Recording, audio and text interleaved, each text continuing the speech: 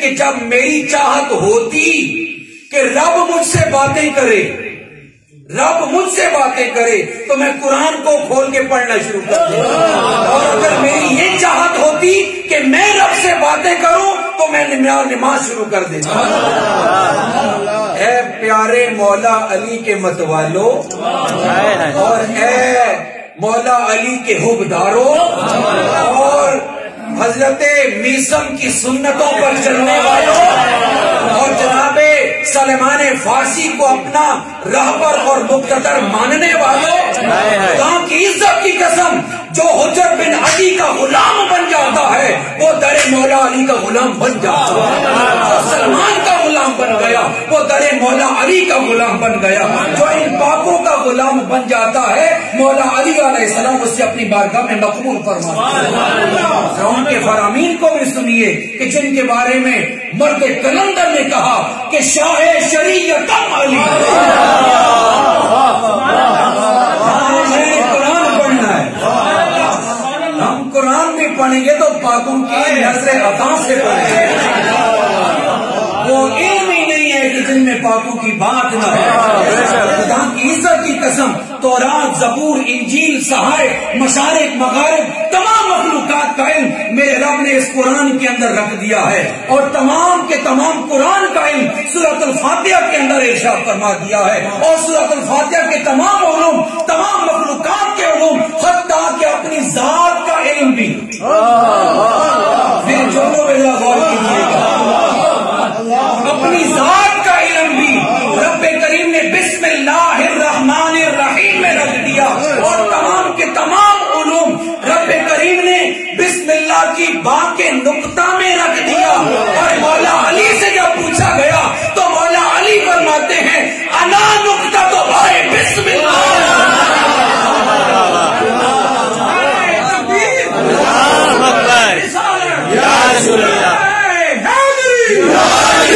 ایسے ہی ایمان باللہ مضبوط ہوتا ہے، ایسے اللہ کے ہونے پہ یقین پختہ ہوتا ہے، کیونکہ شاہ شریعت علی، شاہ طریقت علی، حق با علی حقیقت، دم ہم دم علی علی، اور علی والے جب قرآن پڑھتے ہیں تو قرآن کی ہر زبر میں علی نظر آتا ہے، ہر زیر میں علی نظر آتا ہے، ہر پیش میں علی نظر آتا ہے، جنہیں انہیں نقطہ نظر آتا ہے تو وہ کہتے ہیں یہ نقطہ بائے بسم اللہ سے۔ قرآن کے نقطوں کی ابتدا کہاں سے ہے؟ جواب ہے، کہاں سے قرآن شروع کرتے ہیں؟ بسم اللہ۔ مفسرین نے فرمایا کہ یہ مستقل ایک آیت ہے،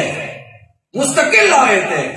یہ نہیں کہ ہم نے اسے ایڈ کر دیا ہر سورت کی ابتدا میں، نہیں، اللہ تعالیٰ نے مستقل وحی کے طور پہ اسے نازل فرمایا ہے۔ قرآن شروع ہوتا ہی لوگ کہتے ہیں الحمد سے ہے، بالکل درست ہوگا، لیکن جب میں نے صفحہ قرآن کھولا الحمد سے پہلے بھی مجھے کچھ نظر آیا۔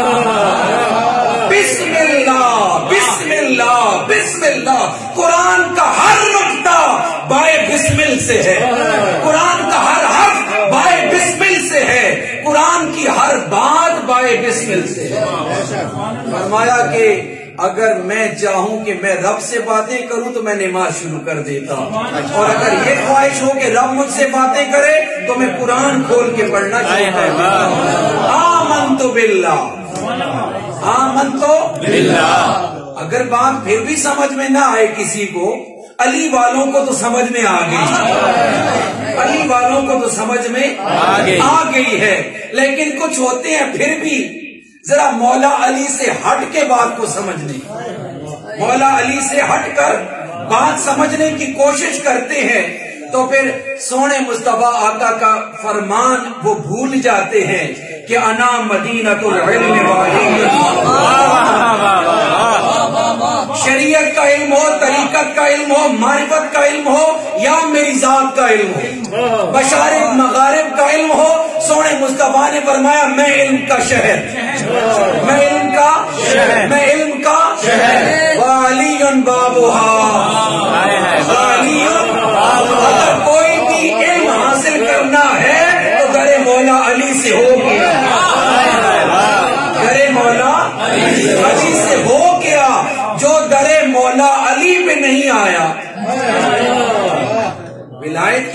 کرنی ہو تو دوسری روایت موجود ہے،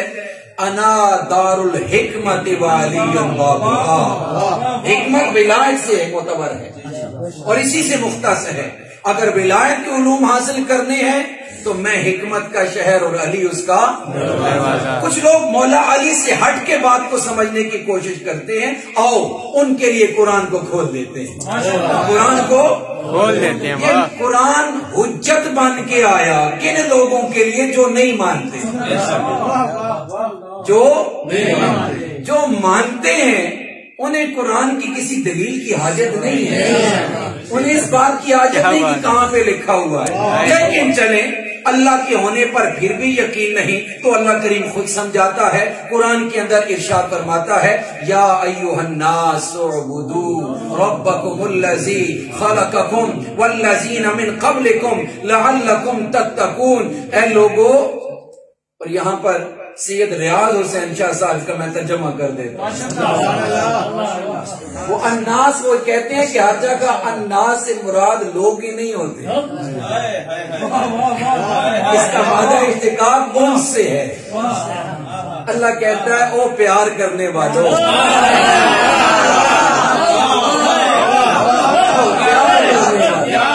وہ انس رکھنے والوں، وہ میری چاہت رکھنے والوں۔ اور اگر کوئی اس بات کو نہ سمجھے تو چلو اس کا معنی لوگو ہی کر لو، لوگو ہی کر، او لوگو۔ اللہ فرماتا ہے یا ایھا الناس، اے لوگو، اعبدوا ربکم الذی، تم عبادت کرو اس رب کی جس رب نے تمہیں پیدا کیا۔ کوئی کہہ سکتا تھا میں تو والدین کے ذریعے سے آیا، تو رب نے اس کا بھی جواب دے دیا، تو والدین کے ذریعے آیا تو تیرے والدین کس کے ذریعے آئے،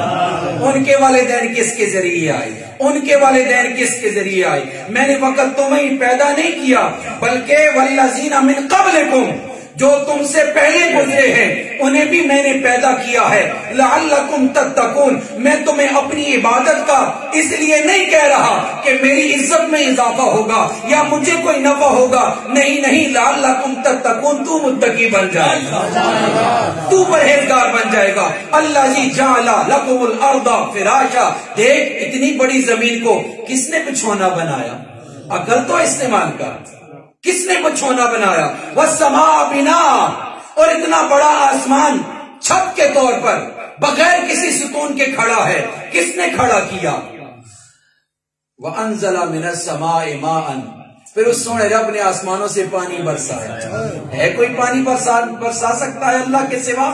یہ عقل والوں کے لیے رب کریم نے نظری دلائل قرآن کے اندر ذکر کیے۔ وانزل من السماء ماء فاخرج به من الثمرات رزقا، اس نے پانی برسایا، پانی زمین پہ آیا، پھر اسی زمین سے اس سونے رب نے تمہارے لیے اناج نکالا۔ جو عقل رکھتا ہے نا وہ پھر رب کو کچھ نہ کچھ سمجھ جاتا ہے۔ پھر بھی اگر بات سمجھ میں نہ آئے تو اللہ کریم ارشاد فرماتا ہے فَلْيَنْظُرِ الْإِنسَانِ إِلَىٰ طَعَامِهِ، اپنے کھانے کی طرف دیکھ،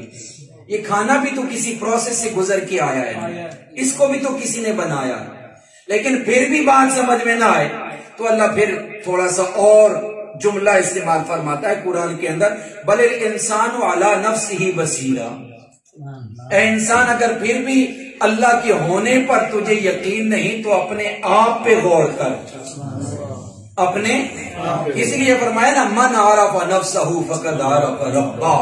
بہت لمبی بات ہے، میں کرنا نہیں چاہتا، معنی کیے دیتا ہوں کہ جس نے اپنے آپ کو پہچان لیا اس نے اپنے رب کو بھی پہچان لیا۔ پھر بھی کوئی اللہ کے ہونے پر یقین نہ کرے تو پھر اللہ تعالیٰ نے تھوڑا سا جھنجھوڑا، تھوڑا سا